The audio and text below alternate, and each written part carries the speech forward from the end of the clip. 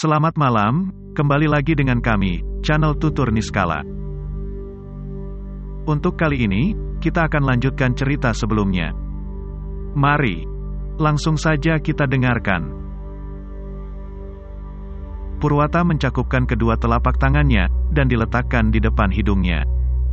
Kemudian dia sedikit membungkuk tanda bahwa dia meminta maaf dan memohon restunya untuk memasuki wilayah makhluk tersebut malam ini. Kemudian Purwata melanjutkan perjalanannya menyeberangi sungai berbatu yang cukup dangkal itu. Setelah sampai, Purwata naik dan memasuki jalan setapak membelah perkebunan warga. Purwata mengira bahwa gangguannya tadi sudah selesai, tetapi itu hanya ucapan selamat datang saja. Setelah Purwata berhasil menyeberangi sungai berbatu, Purwata berdiri di pinggiran sungai, mencari kayu atau akar tumpuan agar bisa naik ke atas, karena bibir sungai ini cukup tinggi. Setelah beberapa lama akhirnya menemukan satu akar lurus yang dapat dipegangnya. Purwata mulai berpegangan kuat di akar tersebut. Kakinya berusaha menjangkau tanah di bawah akar tersebut agar tidak terpeleset. Baru beberapa langkah ke atas, dari hilir sungai yang awalnya hanya terdengar gemericik air sungai yang bertemu batu kini mulai terdengar janggal. Gemericik itu mulai terdengar seperti langkah kaki di dalam air dangkal.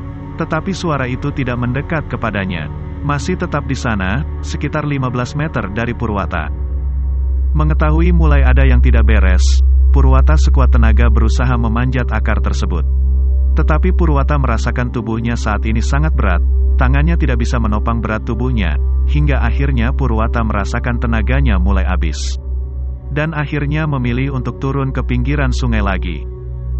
Suara tersebut masih tetap di sana seolah menunggu Purwata. Tetapi Purwata masih belum berani mengarahkan senternya ke arah suara tersebut, dan memilih memikirkan cara lain untuk naik. Berbarengan dengan hal tersebut, sayup-sayup Purwata mendengar suara gamelan gong atau musik khas Bali.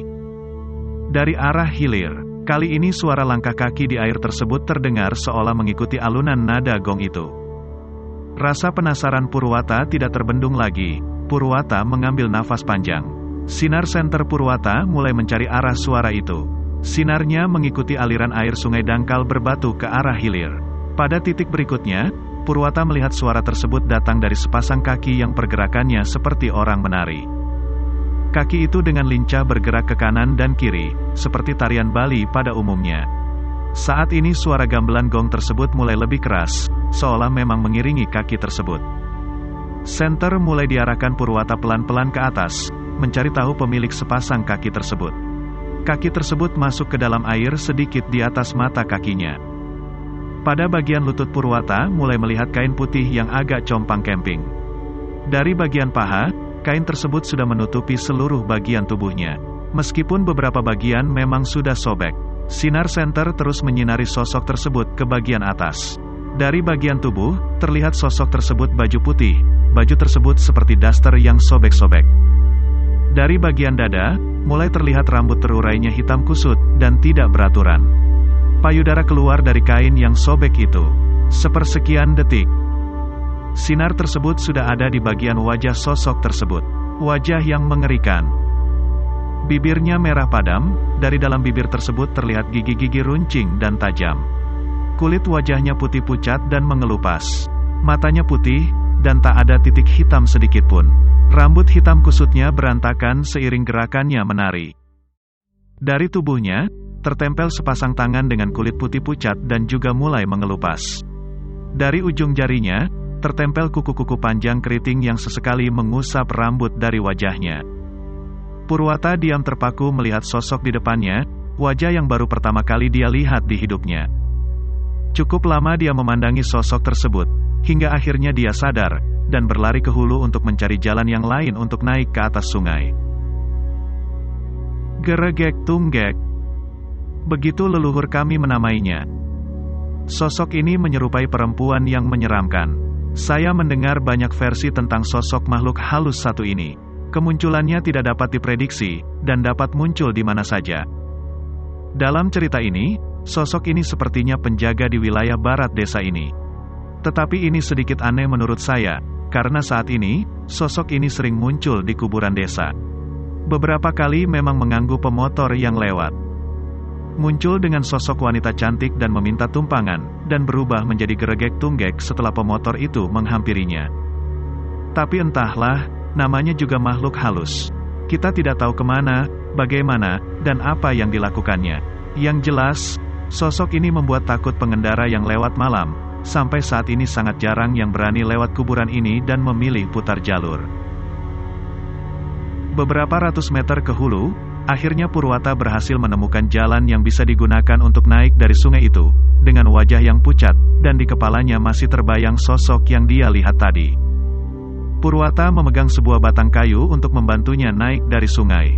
Tentu saja kali ini dia hanya fokus untuk keluar dari perkebunan ini, dan berniat untuk tidak menghiraukan apa saja yang nanti dia dengar. Setelah berhasil naik, Purwata sedikit lega. Tetapi tetap saja dia merasa was-was karena di depan masih ada sungai lagi. Sekarang dia berada agak jauh di utara dari jalan setapak yang seharusnya dia lewati. Berbekal lampu senter yang dibawanya, Purwata pelan-pelan membelah semak belukar di depannya. Tanpa dia sadari, sekarang sudah menunjukkan pukul 11.30 malam. Dan lokasi dia saat ini adalah di seberang sebuah pura. Pura itu bernama Pura Beji.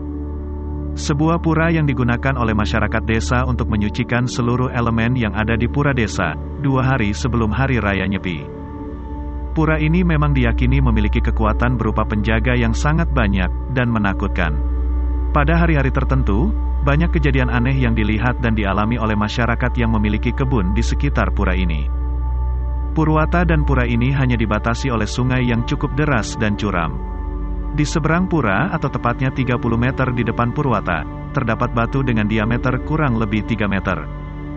Cukup besar untuk sebuah batu yang posisinya di tengah kebun, dan hanya satu-satunya batu yang ada di wilayah perkebunan itu. Batu ini berbentuk bulat yang hampir sempurna, dengan cekungan di tengahnya sebesar bola sepak bola. Penulis mengetahui detail batu ini, karena beberapa kali melihatnya kalau sedang musim durian. Kami warga desa menyebutnya batu pengintukan Tendas Jelema. Atau jika diartikan ke dalam bahasa Indo berarti batu tempat penumbukan kepala manusia. Iya, hal tersebut tidak lepas dari mitos bahwa dahulu, batu ini digunakan untuk membantai warga salah satu desa kuno yang mendiami tempat ini. Sampai saat ini, masih belum jelas apakah memang benar atau tidak. Tetapi yang pasti batu ini memang ada, dan cekungan itu seperti sangat pas jika digunakan untuk menumbuk kepala manusia dewasa. Kembali ke cerita. Firasat Purwata mulai mengatakan bahwa, di depan atau dari arah batu itu sudah ada sesuatu yang menunggunya. Purwata mulai bimbang. Apakah dia tetap menuju ke selatan mencari jalan setapak itu, atau berbalik ke utara yang dia sendiri tidak tahu akan tembus di mana? Akhirnya setelah berpikir cukup lama, dia memilih melanjutkan menuju jalan setapak. Baru berjalan beberapa langkah, dari seberang dia melihat kilatan cahaya berwarna putih kebiruan. Cahaya itu datang dari timur atau Pura Beji, menuju ke arah batu itu. Oh ya, di sini Purwata tidak tahu tentang adanya pura dan batu ini ya. Purwata dibuat bingung dengan cahaya itu. Dalam pikirannya dia bertanya, apa itu cahaya senter? Tapi senter apa warnanya seperti itu?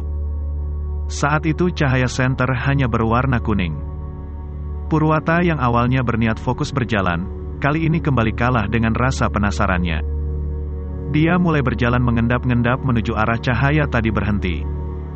Purwata perlahan menyusuri jalan kecil yang biasa dilintasi masyarakat. Jalan ini berada di sebelah barat batu itu. Akhirnya dari jarak sekitar 10 meter, Purwata mulai melihat keberadaan batu itu. Purwata terus berjalan memenuhi rasa penasarannya tentang cahaya tadi. Setelah sampai tepat di sebelah barat batu itu, Purwata mendengar suara seperti orang yang sedang memakan sesuatu yang sangat alot. Purwata mulai mengarahkan senternya ke arah di balik batu itu.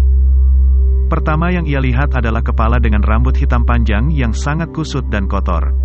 Sosok itu duduk bersender di batu itu. Tangannya mengarah ke mulut seperti memegang sesuatu yang dia makan. Dalam satu kedipan mata, cahaya senter Purwata menerangi wajah yang hancur, busuk dan dipenuhi darah serta belatung di seluruh wajahnya. Matanya putih bersih dan mengeluarkan sedikit cahaya. Di mulutnya terlihat dia sedang mencabik-cabik daging yang masih tertempel di tulang. Entah itu daging hewan atau apa, yang jelas saat dia menoleh dia sedikit tersenyum menyeringai memperlihatkan giginya yang tajam. Detik berikutnya, Purwata mengambil langkah 1000 meninggalkan sosok itu. Kali ini Purwata berlari sangat kencang, tidak peduli apa yang ia injak. Purwata kali ini sudah sampai di jalan setapak seharusnya. Dia langsung berbelok ke kiri ke jalur semestinya. Di depannya, terdapat sebuah jembatan bambu untuk menyeberangi sungai yang curam itu. Purwata menyeberangi jembatan itu dengan perlahan-lahan karena memang ketinggiannya hampir 20 meter. Sampai di tengah jembatan, dia baru tersadar bahwa jembatan ini berada di atas sebuah tibu. Tibu adalah sebuah tempat yang digunakan masyarakat Hindu Bali untuk membuang abu mayat setelah upacara ngaben. Tibu ini harus berada di aliran sungai yang berhilir di laut. Setelah menyadari posisinya, Purwata menoleh ke arah kiri jembatan.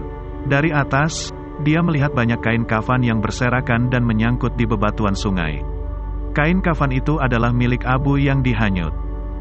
Tubuhnya mulai merinding lagi. Setelah mengamati, dari sekian banyak kain kafan, ada satu kain kafan yang cukup panjang. Purwata mengikuti ujung kain kafan itu dengan sinar senternya. Sampai di ujung kain itu, sinarnya menangkap sosok yang sedang menari, tubuhnya setengah berendam di air, dan dari pinggang ke atas menari dengan gontai. Tak mau melihat lama-lama, takut nanti jatuh cinta, Purwata langsung berjalan cepat di atas jembatan bambu itu. Kemudian dia sampai di perkebunan terakhir. Perkebunan ini cukup kecil, hanya beberapa puluh meter. Sehingga Purwata berpikir akan mudah melewatinya. Tetapi, semesta sepertinya masih ingin bermain-main dengan mentalnya. Hawa yang tadinya panas karena Purwata berlari, seketika menjadi dingin. Purwata sudah melihat jembatan bambu terakhir di depannya. Di ujung jembatan itu ada satu pohon terap yang sangat besar, di mana setelah pohon itu berarti Purwata sudah sampai di persawahan desa. Saat menginjakan kaki di ujung jembatan bambu itu, cahaya senternya mulai agak redup. Purwata bergegas menyeberangi jembatan itu. Sesampainya di seberang, atau tepatnya di bawah pohon terap, seketika semuanya menjadi gelap gulita. Jarak penglihatannya tak lebih dari 1 meter. Merasa mulai aneh, Purwata menuju arah timur ke arah persawahan. Tetapi setelah beberapa lama berjalan, dia kembali sampai di bawah pohon terap itu lagi. Purwata berpikir, apakah tadi saya sempat berbalik arah karena gelap? Purwata kembali berjalan ke arah timur, tetapi dia kembali ke bawah pohon itu. Kali ini dia tidak merasa salah arah karena memang dia berjalan lurus ke timur dan tidak berbelok.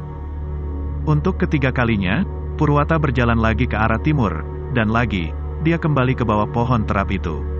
Karena merasa lelah, ia memutuskan beristirahat di pohon itu sambil memikirkan apakah dia tadi berbelok dan memutar kembali.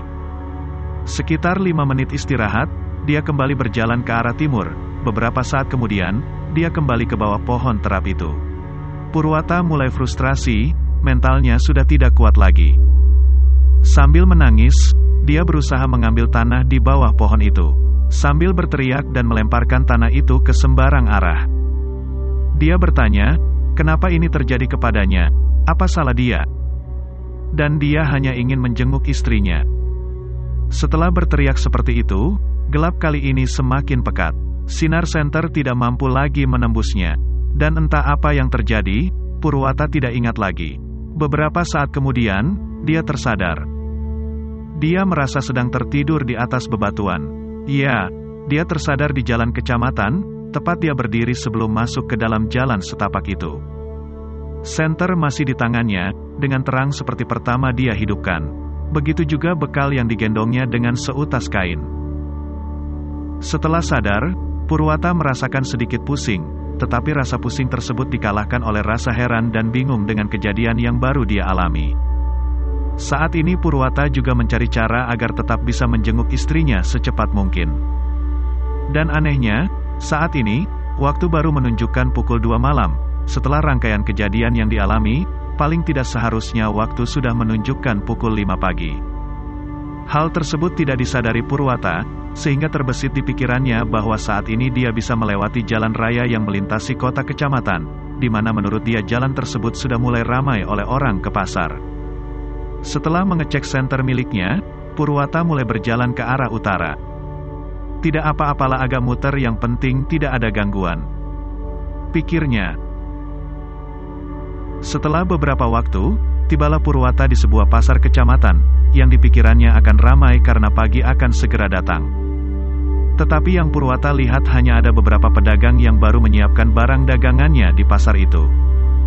Di sebuah ruko kecil, ada jam dinding kuno yang terpampang di atas pintu itu. Tak sengaja Purwata melihatnya, ternyata jam baru menunjukkan pukul 2.25 dini hari. Tetapi, Purwata mengira bahwa jam tersebut rusak dan masih melanjutkan perjalanannya. Purwata mulai mempercepat langkahnya, berharap dia segera bertemu dengan istrinya di desa. Sesampainya di sebuah pertigaan jalan, Purwata berbelok ke kanan, di mana dia akan melintasi desa terakhir sebelum sampai di desa yang dia tuju. Kini perasaannya mulai tenang, karena selama berjalan tidak ada gangguan sama sekali. Karena merasa lelah, akibat berjalan cukup cepat, Purwata memutuskan untuk istirahat sejenak sambil meminum air yang dia bawa. Dia duduk di sebuah pertigaan, di mana di tengah pertigaan tersebut terdapat sebuah pondasi yang di atasnya terdapat 3 buah batu yang digunakan sebagai penanda. Purwata duduk ke arah selatan, ke jalan yang akan dia lalui nantinya. Dari pikirannya dia bertanya mengapa jam segini belum ada warga yang ke pasar untuk membeli kebutuhannya. Apakah di sini memang biasa seperti ini? Belum selesai dengan pikirannya tersebut, dari arah belakang ada bunyi. Kring. Kring. Suara khas bel sepeda jengki yang menuju ke arah selatan. Karena masih sangat gelap, Purwata hanya bisa mendengar suara itu dengan diikuti suara roda sepeda yang sedang berputar cukup kencang. Hal tersebut semakin membuat Purwata makin tenang. Merasa tubuhnya sudah siap untuk melanjutkan perjalanan, Purwata memasukkan kembali botol minumnya tersebut. Saat hendak bangun dari tempat duduknya, dari arah kejauhan dia melihat sinar kelap-kelip di tengah jalan yang akan dia lalui. Dia berpikir bahwa itu adalah warga yang hendak pergi ke pasar membawa senter.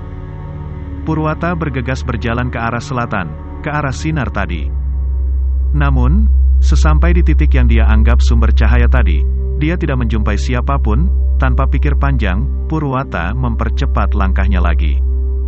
Sampai pada akhirnya, dia berada di jalan yang agak menyerong ke barat, di mana di sebelah kanan tersebut merupakan areal yang disucikan masyarakat desa tersebut, karena di sana berdiri pura dalam, pura Prajapati, dan kuburan yang berderet dari utara ke selatan.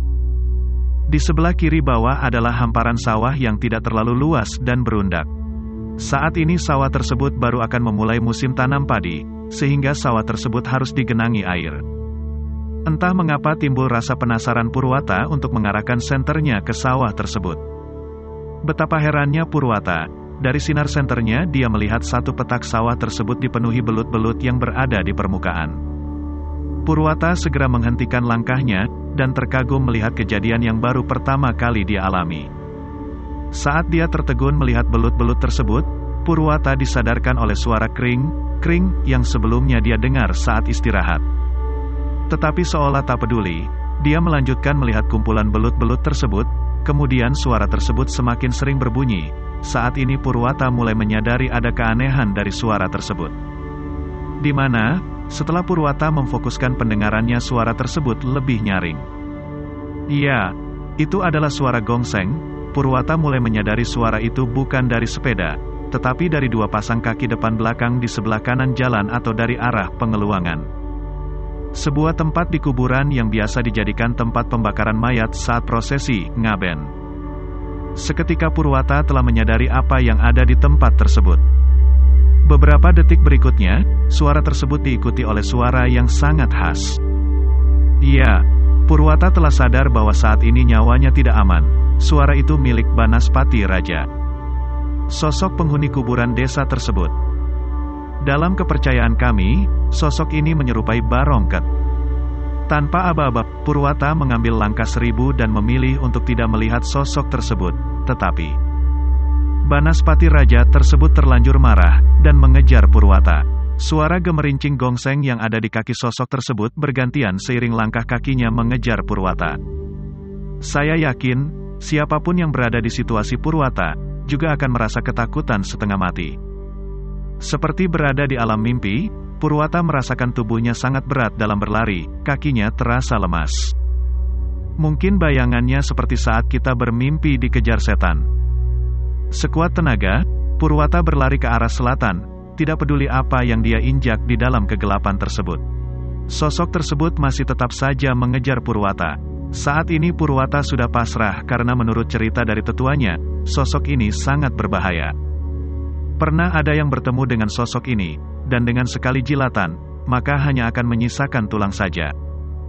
Jarak Purwata dengan sosok tersebut hanya beberapa meter saja, Purwata kembali menambah kecepatannya. Hingga akhirnya dia sampai di perbatasan desa yang akan dia tuju. Di perbatasan tersebut ada sebuah pura puseh yang menjadi hulu desa yang dituju. Saat di sana, Purwata sudah tidak mendengar lagi kejaran sosok tersebut. Purwata mulai memelankan langkahnya. Saat berada di pintu masuk pura tersebut dia dikagetkan dengan suara seseorang yang sepertinya telah menunggunya. Ya, itu adalah Mangkude. Berhentilah berlari tuan, dia sudah kembali ke tempatnya. Dengan nafas ngos-ngosan, Purwata tidak menjawabnya. Mangku kembali berbicara. Sekarang saya yang akan mengantar Anda ke tempat istri Anda tinggal. Setelah mengamati orang yang berbicara kepadanya, Purwata yakin bahwa ini adalah orang baik. Mangkude kemudian mengantar Purwata ke rumah tempat Widiani tinggal. Dalam perjalanan, tidak ada kata yang terucap dari keduanya. Purwata yang masih heran dan berusaha menjawab pertanyaan-pertanyaan yang ada di kepalanya, dan Mangkude diam karena mengetahui jiwa Purwata masih terguncang. Akhirnya, sampailah mereka di rumah tempat Widiani tinggal. Waktu masih menunjukkan pukul 4 pagi, namun keluarga tersebut belum tidur karena adanya rangkaian peristiwa yang dialami semalam. Purwata dipersilakan untuk masuk ke kamar Widiani. Saat melihat keadaan istrinya, Purwata langsung tersungkur dan menangis sambil memeluk istrinya. Jadi, apa hubungan belut dengan makhluk tersebut? Iya, pada dasarnya sosok ini sangat jarang ditemui oleh masyarakat, karena memang sosoknya sangat disucikan. Tetapi tanda-tanda kemunculan makhluk ini bisa diketahui dengan beberapa ciri. Yang pertama itu suara gongseng yang sangat nyaring tersebut. Kemudian adanya belut yang berkumpul di suatu areal sawah, yang jumlahnya bisa ribuan. Kami biasa menyebutnya lindung paung, atau belut yang sedang rapat. Kami percaya bahwa belut merupakan makanan sosok Banaspati Raja. Kemudian mengapa belut tersebut dapat berkumpul? Nah itulah alam, yang memang tidak semuanya dapat kita mengerti menggunakan logika kita, terlepas dari kita percaya atau tidaknya.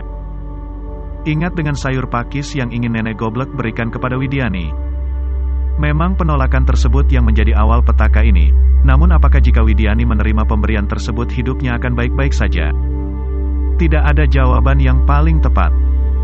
Mangkude sangat yakin, bahwa dalam sayur pakis tersebut sudah diberi cetik oleh Nenek Goblek. Cetik adalah sebuah racun kuno yang sangat dikenal oleh masyarakat Bali. Cetik ini memiliki banyak jenis, sesuai dengan cara membuat dan efek yang ditimbulkan. Dalam sayur pakis tersebut, sudah tercampur racun yang bernama cetik badung, cetik yang terbuat dari banyeh atau cairan yang keluar dari mayat manusia. Tentu saja ditambah dengan bahan lain, dan mantra yang hanya diketahui pembuatnya. Efek dari cetik ini adalah, korban akan merasakan sakit perut yang sangat luar biasa, diikuti oleh muntah darah, dan jika tidak segera mendapat obat yang sesuai, tentu saja kematian adalah ujungnya. Dadong Goblek merupakan satu-satunya yang dipercayai mempunyai cetik jenis ini di desanya. Dari mana dia mendapatkannya? Banyak yang mengatakan bahwa dia mendapatkan cairan ini saat ibunya meninggal puluhan tahun lalu. Tetapi setiap pilihan pasti ada resikonya, tentu sebagai manusia kita akan memilih resiko yang paling kecil. Dalam hal ini, Widiani sudah memilih keputusan yang benar untuk menolak sayur pakis tersebut. Bisa saja jika dia memakannya, cerita ini akan berakhir keesokan harinya setelah Widiani memakan sayur tersebut. Kembali ke Purwata dan Mangkude, setelah melihat istrinya yang terbaring lemas di kamar, dan tatapan kosong dari mata Widiani membuat hati Purwata sangat hancur. Kejadian-kejadian yang dialaminya semalam seolah tidak ada artinya. Saat ini, Purwata hanya ingin membawa istrinya pulang untuk dicarikan obat. Purwata masih menunggu jemputan dari mobil yang dia minta kepada bawahannya kemarin. Siang yang seharusnya memberi sinar terangnya, kini berubah menjadi guyuran hujan yang sangat lebat, dibarengi dengan geledek yang terasa tepat di atas atap rumah Sudiari. Hujan tersebut nampaknya membuat beberapa sungai di sekitar desa tersebut meluap, dan menutup akses jembatan yang menuju desa tersebut. Jemputan yang sedari pagi dinantikan Purwata akhirnya pupus, itu berarti Purwata harus menantikan kembali hari esok. Saat ini jam menunjukkan pukul 5 sore, dan langit masih saja menampakkan warna kelabunya. Setelah makan sore bersama, seseorang datang dari pintu masuk rumah Sudiari. Mangkude berbaju kemeja putih lusuh, kamen jarik batik yang menutupi sampai di atas mata kakinya, dan udeng batik khas pemangku terikat di kepalanya. Ada yang berbeda dengan wajah Mangkude saat ini. Tersirat bahwa ada kepanikan di raut wajahnya. Tongkat dengan motif kepala naga, diletakkannya di samping kursi kayu tempat Purwata duduk. Tidak ada kata yang terucap, seolah seisi rumah sudah paham apa yang sedang terjadi. Mangkude kemudian masuk ke kamar Widiani, tidak ada yang tahu apa yang diberikan kepada Widiani. 2 menit berselang, Mangkude kembali ke tempat Purwata dan keluarga Pasuri berkumpul.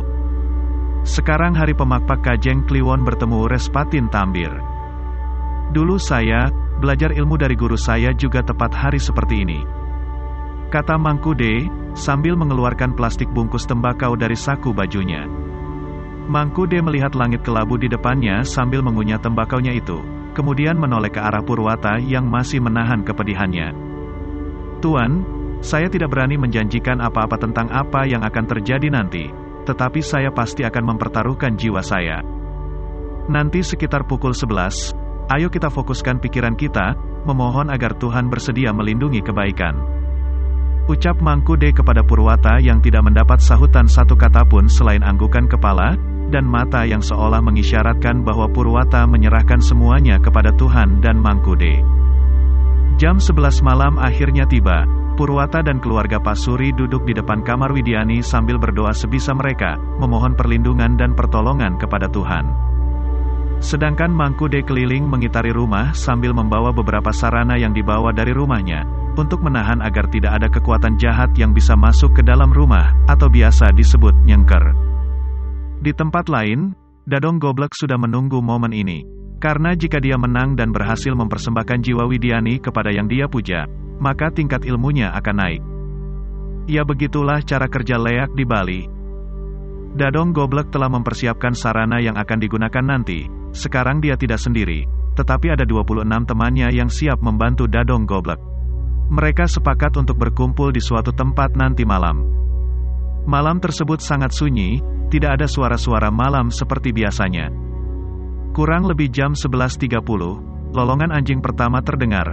Lolongan yang sangat panjang, membuat siapapun akan merinding. Beberapa warga yang masih terjaga ketika mendengar suara ini akan segera membungkus dirinya dengan selimut. Dari salah satu pintu rumah, terlihat seorang wanita tua keluar menuju jalan. Kakinya tidak memakai alas apapun, kaki keriputnya hanya dibalut oleh seutas kain batik yang hanya menutupi sampai atas lutut saja. Dia memakai kebaya motif bunga yang sudah lusuh. Dadong Goblek, begitu dia dikenal di desanya, karena dia memiliki ukuran payudara yang besar dan menggelayut ke sana kemari. Saat pertama kali menginjakan kaki di jalan, puluhan anjing mulai meraung saling bersahutan. Malam tersebut menjadi dingin dan mencekam. Dia berjalan menuju arah selatan, ke arah kuburan desa. Di sana dia sudah ditunggu oleh temannya, yang sudah sepakat untuk membantunya. Pakaian mereka hampir sama, dengan rambut terurai, memakai kebaya dan kain di atas lutut. Bedanya, mereka tidak membawa apa-apa. Setelah sampai di kuburan, Dadong Goblek segera menancapkan bambu sangga cuk-cuk tersebut di areal tempat membakar jenazah. Kemudian dari bakulnya dikeluarkan ujung daun pisang, dan dipasangkan di segitiga sangga cucuk tersebut, diikuti oleh sarana lainnya yang akan digunakan.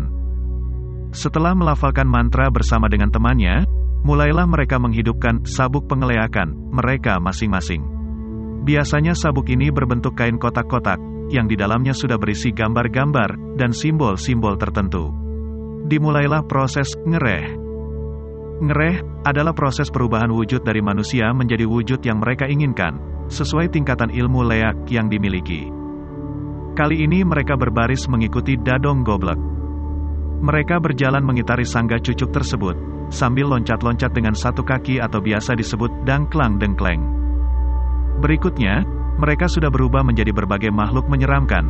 Ada yang menjadi monyet, babi bertaring atau bangkal, kambra berak atau anjing kurus, pitik bengil atau anak ayam yang bulunya basah. Bola api yang terbang ke sana kemari di atas kuburan, dan lain sebagainya. Mereka sudah siap menyerang rumah Pak Suri untuk mendapat nyawa Widiani. Mangkude duduk bersila tepat di depan Palinggi Surya atau salah satu pura di pekarangan rumah. Dengan melafalkan mantra yang telah dia pelajari, Mangkude mulai ngeregepan atau setengah tidur.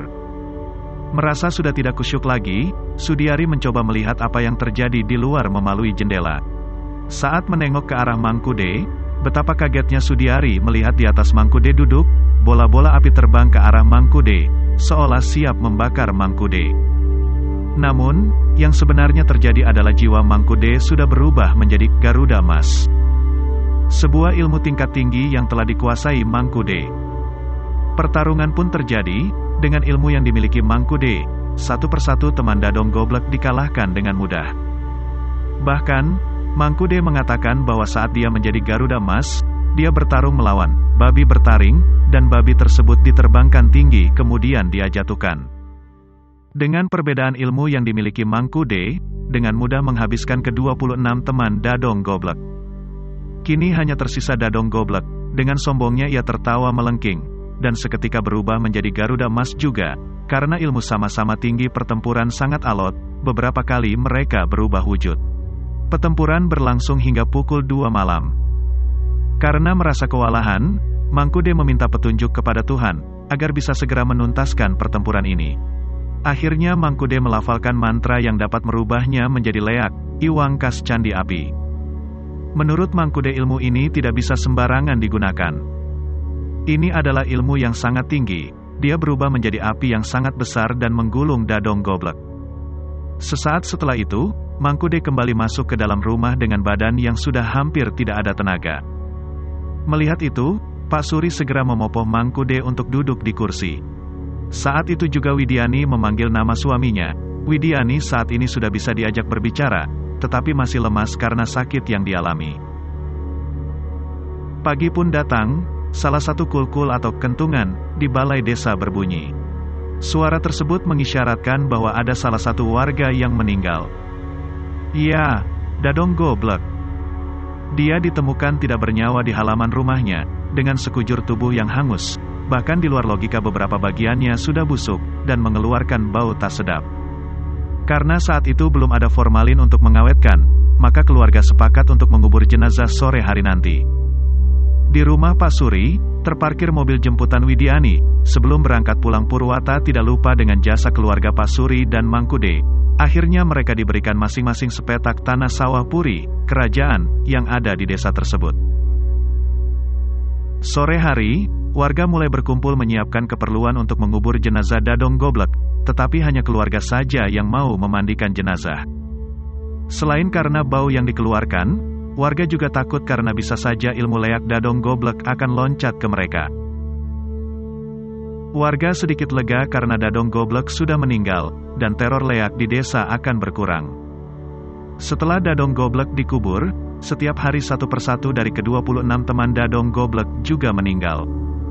Sampai hampir setiap hari ada warga yang dikubur maupun dibakar di desa ini, sehingga beberapa warga menyebutnya dengan gerubuk. Akhirnya beberapa bulan setelah hari tersebut, Widiani kembali hidup normal dan pindah tugas untuk mengajar. Begitulah cerita ini berakhir, semoga banyak pesan yang dapat diambil. Terima kasih, semoga semua makhluk hidup dengan damai. Terima kasih sudah menonton. Jangan lupa like, komen, share, dan subscribe.